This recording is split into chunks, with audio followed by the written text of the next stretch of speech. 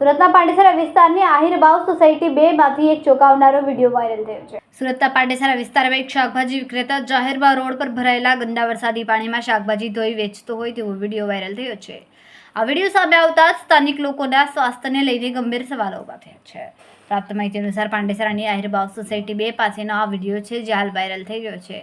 વિડીયોમાં સ્પષ્ટપણે જોઈ શકાય છે કે એક ફેરીઓ જે ગંદા કાદવવાળા પાણીમાં કે જેમાં લોકો પગ મૂકીને ચાલતા હોય છે તેવું જેમાં કોળું જેવી શાકભાજી ધોઈ રહ્યો હતો।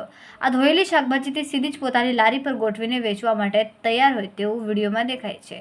આ વિડીયો બનાવનાર યુવકે જ્યારે ફેરિયાને આ અંગે ટકોર કરી ત્યારે શાકભાજી વિક્રેતાએ કહ્યું કે શાકભાજી પર માટી ચોટી હોવાથી તેને આ પાણીમાં ધોઈ રહ્યો હતો।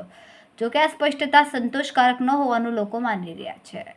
કેમેરામેન સેનિલ વિરાણી સાથે વિશાલ છેટા, માનવ પ્રભા ન્યૂઝ સુરત। કેમેરામેન સેનિલ વિરાણી સાથે વિશાલ છેટા, માનવ પ્રભા ન્યૂઝ સુરત। અમારા વિડિયોની નવી અપડેટ મેળવવા માટે સબસ્ક્રાઇબ કરો માનવ પ્રભા ન્યૂઝ ચેનલને, બેલ આઇકન ક્લિક કરો લેટેસ્ટ વિડિયો સૌથી પહેલા મેળવવા માટે।